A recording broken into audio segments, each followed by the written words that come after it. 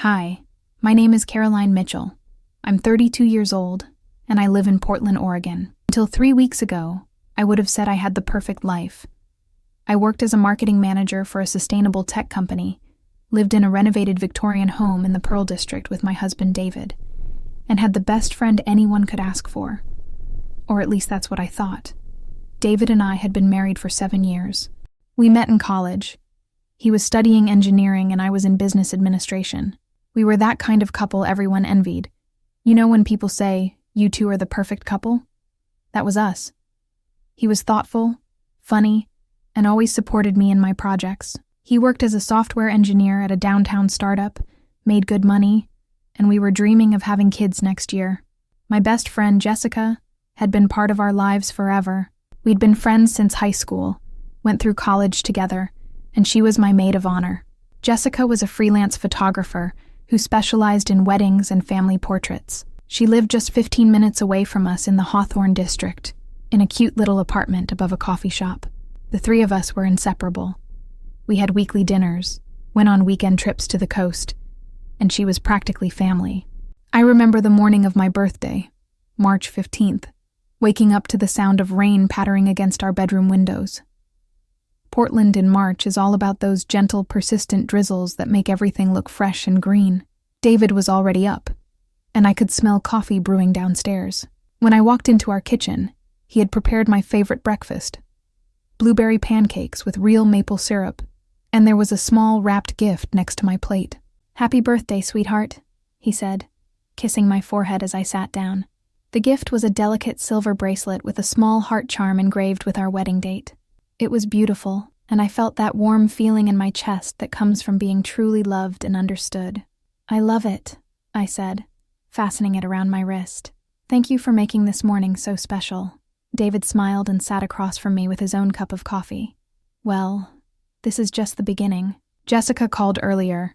She's handling all the dinner arrangements for tonight. She said she has everything under control, and that you just need to show up looking beautiful, which won't be hard for you." The plan was simple: a birthday dinner at our favorite restaurant, Canard, in the East Burnside neighborhood. It was this intimate French bistro that David and I had discovered during our 2nd year of marriage. The food was incredible. The atmosphere was cozy with dim lighting and exposed brick walls, and they had the most amazing wine selection. Jessica had made reservations for 8 people, our closest friends and family. I spent the day feeling genuinely happy and grateful. Work was good. My team had just successfully launched a campaign for a new solar panel company, and my boss had hinted at a possible promotion. The weather had cleared up by afternoon, and those rare Portland moments when the sun breaks through the clouds always make the city look magical. Around 4 p.m., Jessica texted me, "Can't wait for tonight. I have a special surprise for you. See you at 7. I smiled reading her message. Jessica was always thoughtful about birthdays and special occasions. Last year, she had organized a surprise weekend trip to Cannon Beach for my 31st, and it had been absolutely perfect. She knew me better than anyone, sometimes even better than David. I left work early and went home to get ready. I chose a navy blue dress that David had bought me for Christmas. It was elegant but not too formal, perfect for Canard's atmosphere.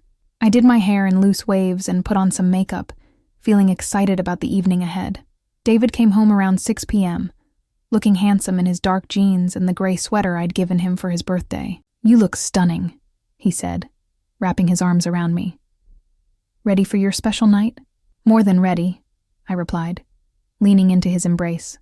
"I can't wait to see what Jessica has planned." We arrived at Canard exactly at 7 p.m. The restaurant was as charming as always, with soft jazz playing in the background and the warm glow of candles on each table. The hostess led us to our reserved table in the back corner, a large round table that could accommodate our party of 8. But as we approached the table, I noticed something odd. Only 6 chairs were set up, and I could see our friends Mark and Sarah, David's brother Tom, and my sister Michelle already seated. Jessica was nowhere to be seen. "Where's Jessica?" I asked David as we sat down. "She'll be here soon," he said, checking his phone. "She texted me saying she was running a few minutes late. Something about picking up your surprise." The conversation flowed naturally as we waited. Mark and Sarah were telling us about their recent trip to Japan. Tom was updating us on his new job at Nike's headquarters, and Michelle was sharing stories about her twins' latest antics. The wine arrived, a beautiful Pinot Noir from the Willamette Valley, and everyone toasted to my birthday. But as the minutes ticked by, I began to feel uneasy. It wasn't like Jessica to be late, especially for something she had organized. She was always the punctual one, the one who arrived 15 minutes early to everything. I checked my phone several times, but there were no new messages from her. Maybe I should call her, I said to David around 7:30. Give her a few more minutes, he replied, his hand resting on my shoulder. You know how she gets when she's planning something special. She probably wants everything to be perfect. I tried to relax and enjoy the company of our friends and family, but something felt off. David seemed more fidgety than usual, constantly checking his phone and looking toward the restaurant entrance. When I mentioned this to him, he just shrugged and said he was probably just hungry. At 8 p.m., our waiter approached the table. Would you like to order appetizers while you wait for your other guest? He asked politely. I looked around the table at everyone's faces. They all seemed to be avoiding eye contact with me, which was strange. You know what? I said, standing up. I'm going to call Jessica. This isn't like her. I walked toward the restaurant's entrance, pulling out my phone as I went. The evening air was crisp and carried the scent of spring rain. I dialed Jessica's number, but it went straight to voicemail. I tried again with the same result. A cold feeling settled in my stomach. Something was wrong. Jessica would never just disappear on my birthday without explanation, especially when she was the one organizing everything. I looked back through the window at our table, where David was engaged in what appeared to be an intense whispered conversation with Tom. I decided to call David's phone to see if he had heard anything. As I dialed his number, I saw him glance at his phone screen through the window, then decline the call. He looked up and caught my eye, giving me a weak smile and a little wave. That's when I knew. I didn't know what exactly, but I knew something was very, very wrong. I walked back to the table with a forced smile, my heart pounding. No answer, I announced. This is really strange. Maybe her phone died, Michelle suggested, but her voice sounded hollow. Or maybe she got stuck in traffic, added Sarah, though her eyes wouldn't meet mine. David reached for my hand. I'm sure she's fine, Caroline. Why don't we go ahead and order? She'll probably walk in any minute with some elaborate surprise. But I couldn't shake the feeling that this wasn't about Jessica being late. There was something in the way everyone was acting, something in the careful way they spoke, and the nervous glances they exchanged when they thought I wasn't looking. As we ordered our meals, I made a decision. I was going to find out what was really going on. After all, it was my birthday, and I deserved to know the truth about why my best friend had vanished, and why my husband was acting so strangely. I had no idea that in just a few hours, my entire world would come crashing down, and I would discover that the two people I trusted most in the world had been betraying me in the worst possible way. But sometimes, the truth has a way of revealing itself, whether we're ready for it or not. Dinner felt like it lasted forever. Every bite of my salmon tasted like cardboard, and I found myself mechanically nodding along to conversations while my mind raced with possibilities. David kept refilling my wine glass, which was unusual since he typically reminded me to pace myself. My sister Michelle seemed overly animated, telling story after story about her kids as if she was trying to fill every moment of silence. By 9:30 p.m., I couldn't take it anymore. I'm going to drive by Jessica's apartment, I announced, pushing back from the table. Maybe she's sick or something happened. Caroline, no, David said quickly, his hand gripping my wrist. I'm sure she's fine. Let's just enjoy the rest of the evening. David, she organized this dinner and then disappeared. That's not like her at all. I pulled my wrist free, noticing how his fingers had left red marks on my skin. I'm worried about her. Tom cleared his throat awkwardly. Maybe you should call her roommate. She doesn't have a roommate, I said slowly, staring at him. She's lived alone for 2 years. You know that. The table fell silent. Tom's face turned red, and he mumbled something about getting confused. But I knew Tom well enough to know he rarely got confused about basic facts like that. I need some air, I said, grabbing my purse. I'll be right back. I walked out of the restaurant and stood on the sidewalk, the cool Portland evening air hitting my flushed cheeks. The Pearl District was bustling with its usual Friday night crowd. People walking dogs, couples heading to bars, groups of friends laughing as they moved from restaurant to restaurant. Everything looked normal, but nothing felt normal. I pulled out my phone and tried Jessica's number again. Still voicemail. Then I did something I'd never done before. I called her ex-boyfriend Ryan, who she'd dated on and off for 3 years until last summer. Caroline? Ryan's voice sounded surprised. Hey, what's up? Ryan, I'm sorry to bother you, but have you heard from Jessica today? She was supposed to meet us for my birthday dinner and she just vanished. There was a pause. Your birthday dinner?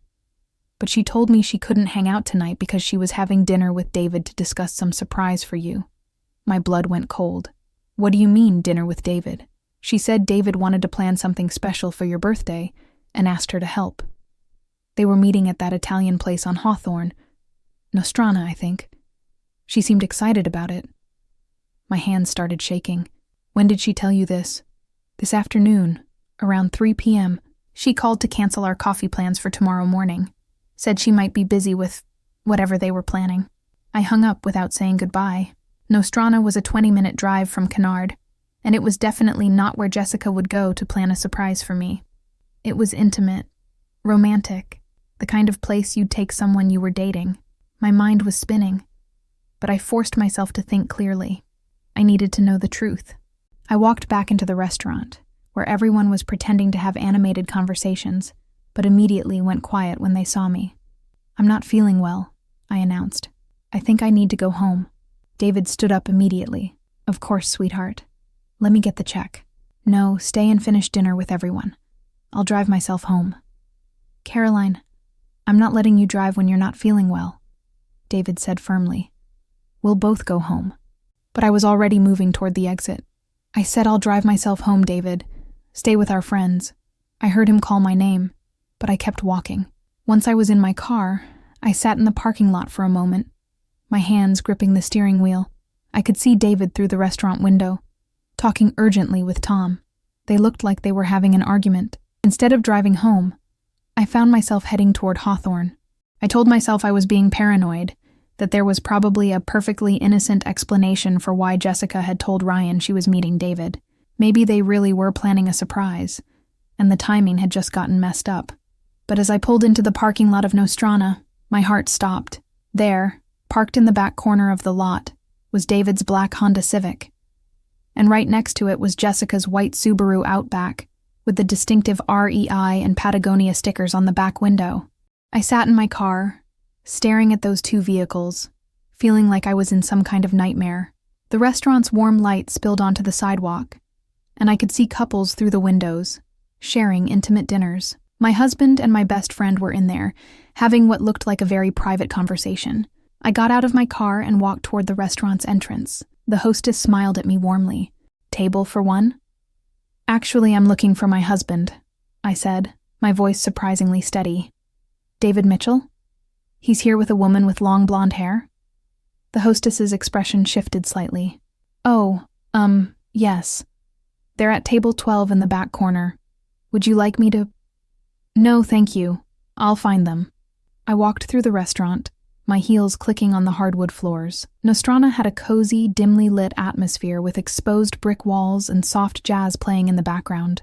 It was the kind of place David and I had talked about going to for our anniversary, but never quite made it to. As I approached the back corner, I could see them before they saw me.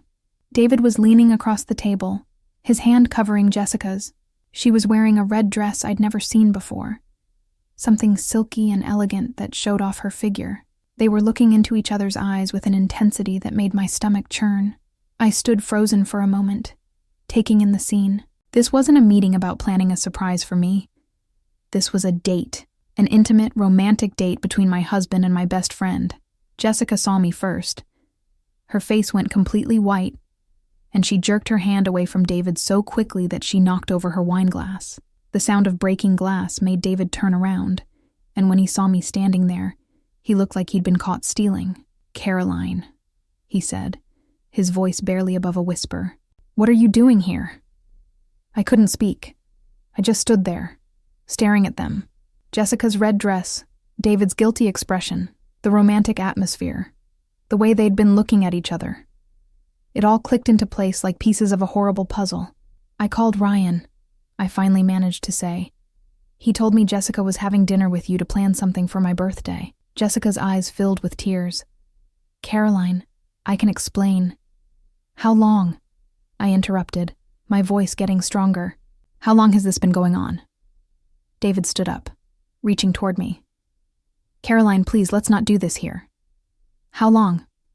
I repeated, my voice echoing in the suddenly quiet restaurant. Other diners were starting to stare, but I didn't care. 6 months, Jessica whispered, her voice breaking. It's been 6 months. 6 months. Half a year. While I was planning our future, talking about having children, celebrating our 7th wedding anniversary, they were sneaking around behind my back. While I was confiding in Jessica about my hopes and dreams, she was sleeping with my husband. 6 months, I repeated, feeling like I was going to be sick. My birthday dinner was supposed to be the cover story, wasn't it? So you could sneak off together while everyone thought Jessica was planning something special for me. David's face crumpled. Caroline, I'm so sorry. We never meant for this to happen. It just happened. It just happened? I felt a laugh escape from my throat, but it sounded more like a sob. For 6 months, it just kept happening. Jessica was crying now, mascara running down her cheeks. I'm so sorry, Caroline. I hate myself for this. I never wanted to hurt you. But you did hurt me, I said, feeling anger rising in my chest like fire. You both did. You've been lying to me for 6 months, making me feel crazy for not knowing what was happening in my own life. The restaurant had gone completely silent. I could feel dozens of eyes on us, but I was beyond caring about making a scene.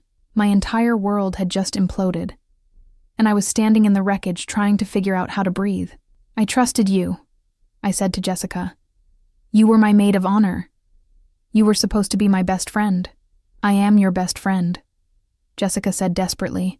I love you, Caroline. This thing with David, it's complicated, but it doesn't change how much I care about you. You don't get to say you love me while you're sleeping with my husband, I shot back. That's not how love works. David stepped closer to me. Caroline, please.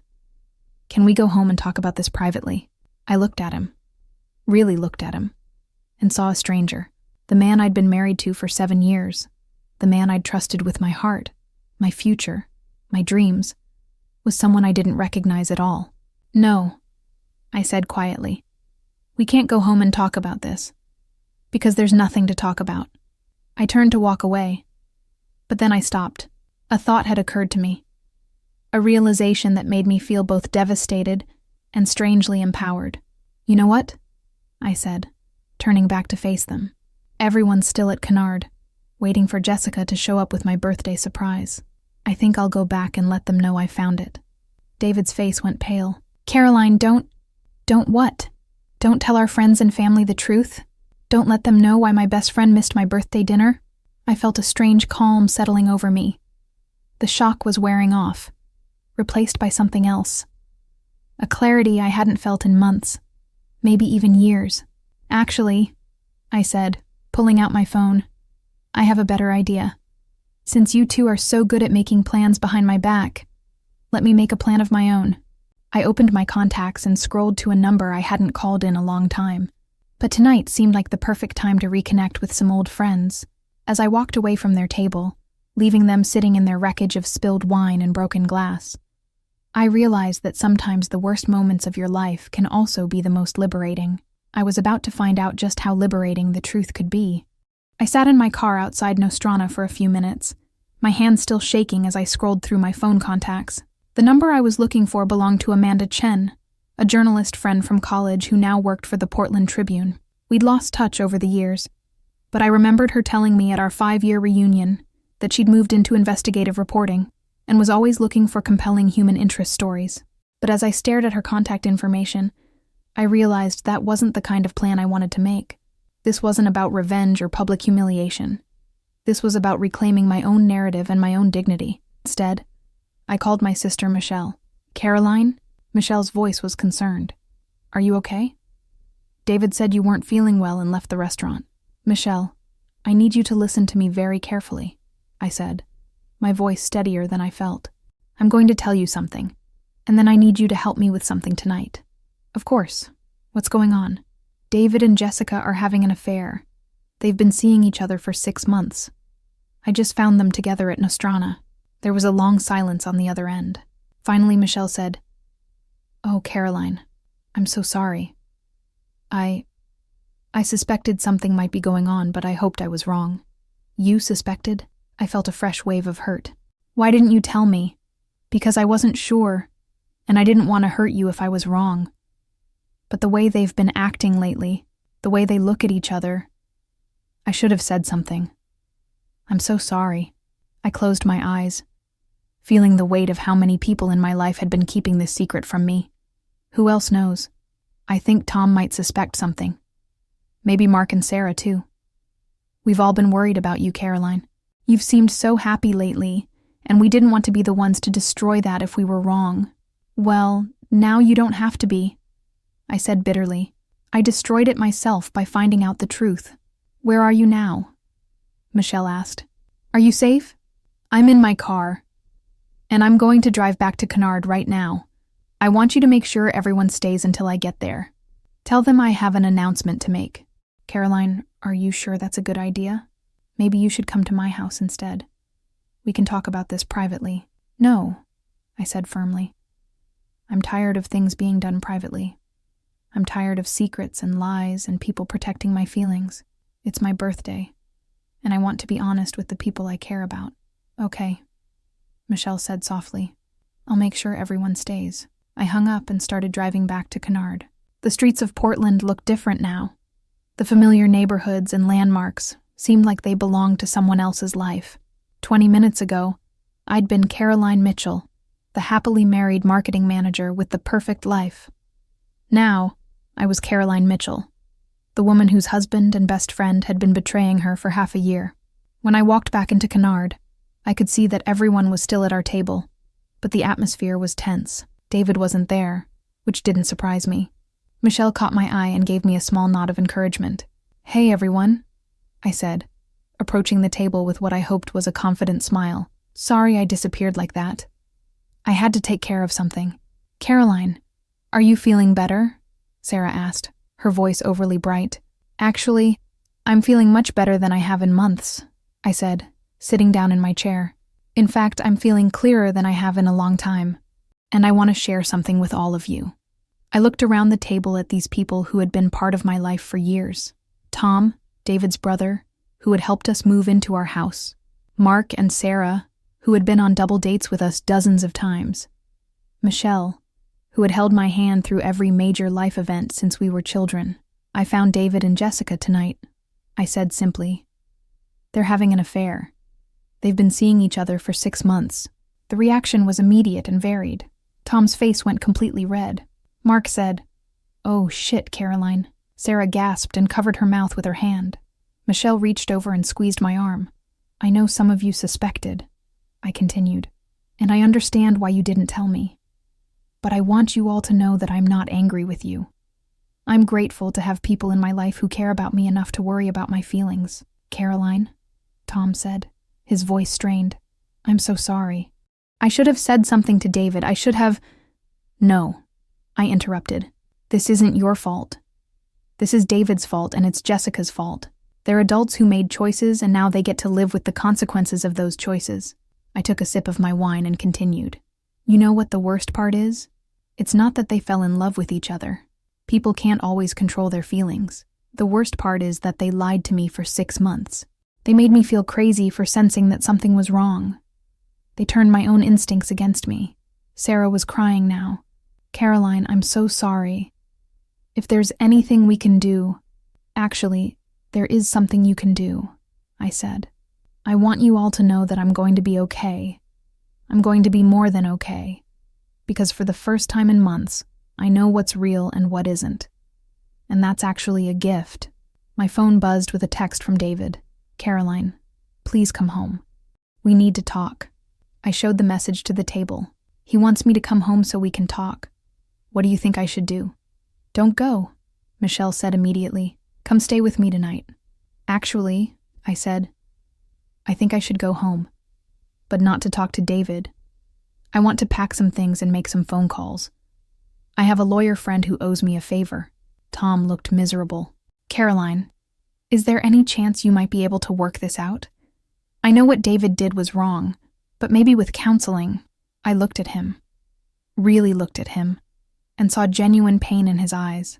David was his brother, and Tom was watching his family fall apart. Tom, I said gently, David didn't just have an affair. He had an affair with my best friend. For 6 months. They planned tonight together. My birthday dinner was supposed to be their cover story so they could sneak off and be together while everyone thought Jessica was planning something special for me. That's not a mistake. That's a betrayal so deep that I don't think there's any coming back from it. The table fell silent. Finally, Mark spoke up. What can we do to help? Be my friends, I said simply. Don't disappear because this is awkward. Don't choose sides. Just be my friends. Always, Sarah said, wiping her eyes. And maybe, I added with a small smile, help me figure out how to be single again. It's been 7 years since I've had to navigate the world without David. I might need some guidance. We've got you, Michelle said firmly. Whatever you need. I finished my wine and stood up. I'm going to go home now. David's probably there waiting for me, and I want to get this conversation over with. But I want you all to know that tonight, even though it was the worst birthday of my life, it was also the most honest, and I'd rather have an honest, terrible birthday than a dishonest, perfect one. As I walked to my car, I felt something I hadn't felt in months, a sense of my own power. I wasn't a victim in this story. I was a woman who had discovered the truth and was choosing how to respond to it. The drive home took me through the quiet streets of Portland's east side. I passed the coffee shop where David and I had our first date, the park where we'd gotten engaged, the grocery store where we did our weekly shopping together. All of these places would have different meanings now, but they were still part of my story. When I pulled into our driveway, I could see David sitting on our front porch steps, his head in his hands. He looked up when he heard my car, and I could see that he'd been crying. Caroline, he said, standing up as I approached. Thank God you're here. We need to talk. Yes, I said, walking past him to unlock the front door. We do. Inside our house, our beautiful Victorian home that we'd spent 3 years renovating together, everything looked the same but felt completely different.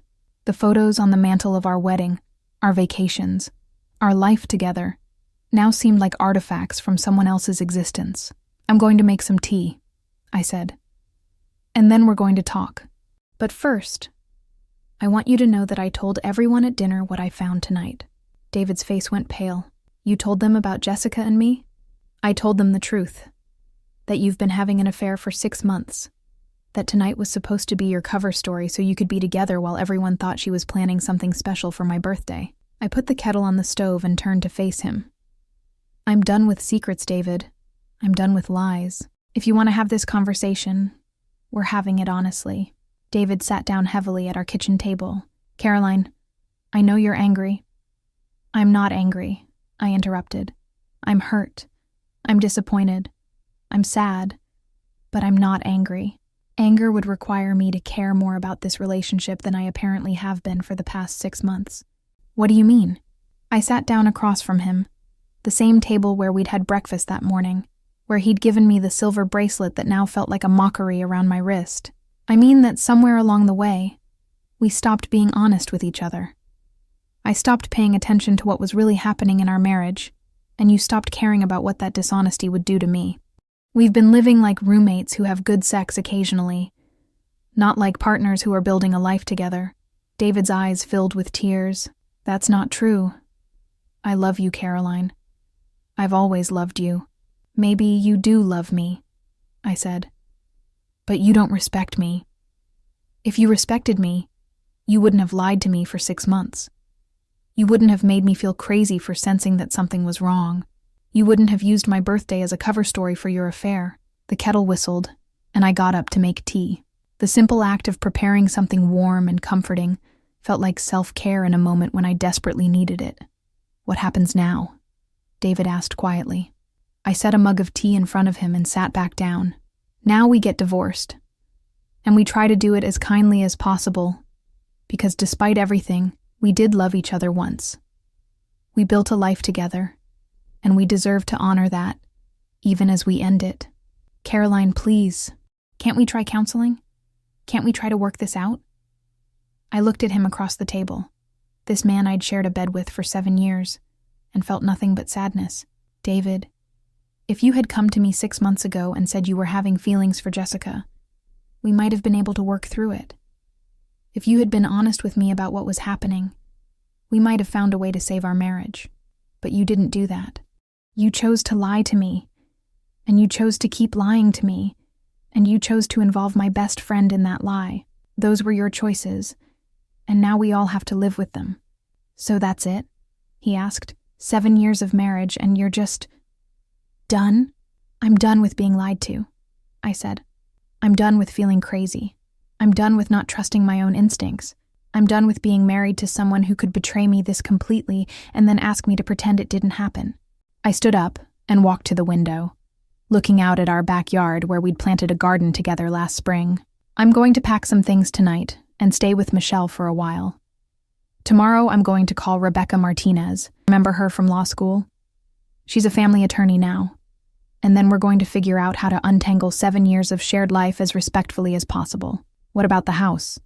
David asked. We'll sell it, I said without hesitation. Neither of us can afford to buy the other out. And honestly, I don't want to live here anymore. Too many memories of a life that turned out to be built on lies. David was crying now, and part of me wanted to comfort him. But I couldn't be the person who comforted him through the consequences of his own choices. That wasn't my job anymore. I'm going upstairs to pack, I said. You can stay here tonight, but tomorrow I want you to start looking for somewhere else to live. At least temporarily, while we figure out the legal stuff. Caroline, he said as I reached the stairs. I'm sorry. I'm so sorry.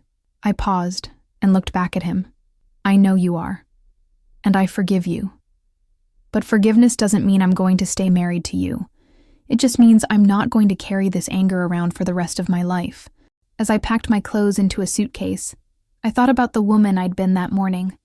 The woman who had woken up excited about her birthday dinner, who had put on a pretty dress and done her hair, who had felt so grateful for her life. That woman felt like a stranger to me now, but I didn't miss her. She'd been living in a fantasy, and I preferred reality, even when it hurt. I packed my laptop, some work clothes, and the few pieces of jewelry that had been gifts from my family, rather than from David. The silver bracelet from that morning went into the jewelry box, not the suitcase. Before I left, I walked through our house one more time. The living room where we'd watched countless movies together. The kitchen where we'd cooked dinner for friends. The bedroom where we'd made love and fought and made up and dreamed about our future. All of it felt like a museum now.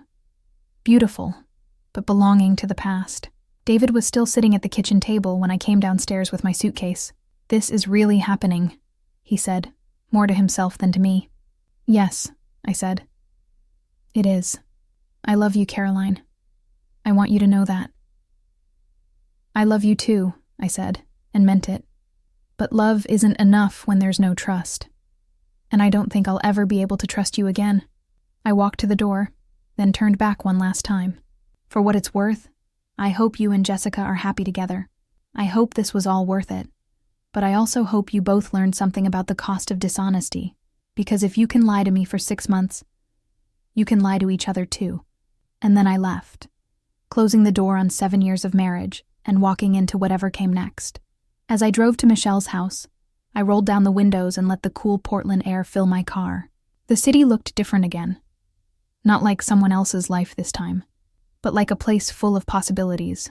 I was 32 years old, successful in my career, and finally free from a relationship that had been slowly suffocating me with its dishonesty. My phone buzzed with a text from an unknown number. Caroline, this is Jessica. I know you probably don't want to hear from me, but I need you to know how sorry I am. I hate myself for what I've done to you. I know I've lost the best friend I ever had, and I deserve that. I just wanted you to know that I love you. And I'm sorry. I read the message twice, then deleted it without responding. Jessica was right. She had lost the best friend she ever had. And I had lost a best friend too. But I had also lost the weight of a friendship that had been built on lies, and the weight of a marriage that had been slowly dying without me realizing it. When I arrived at Michelle's house, she was waiting on the front porch with a cup of tea and a hug. How did it go? She asked, as she helped me carry my suitcase inside. "It went exactly like it needed to go," I said. "Hard, but honest." Finally, honest. "What happens now?" she asked. "Now I figure out how to be Caroline again. Not Caroline and David, not Caroline and Jessica, just Caroline. And I said, settling into her couch with my tea, I think I'm going to like her." For the first time in months, I slept deeply and dreamlessly, and when I woke up the next morning, I felt like I was waking up to my own life for the first time in years. I'm writing this from my new apartment in the Alberta Arts District, a cozy loft above a vintage bookstore. The morning light streams through large windows, and for the first time in years, everything around me feels genuinely mine. The divorce was finalized 2 weeks ago. Rebecca, my lawyer friend, made the process as smooth as possible. David and I managed to stay civil throughout, which surprised us both. We sold the house quickly.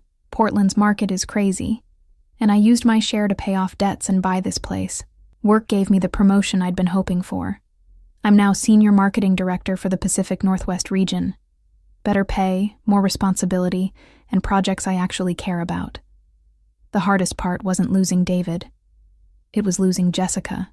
She's tried reaching out with flowers, texts, even showing up at my coffee shop. But I can't see her yet. Maybe someday, but not now. David and Jessica are still together.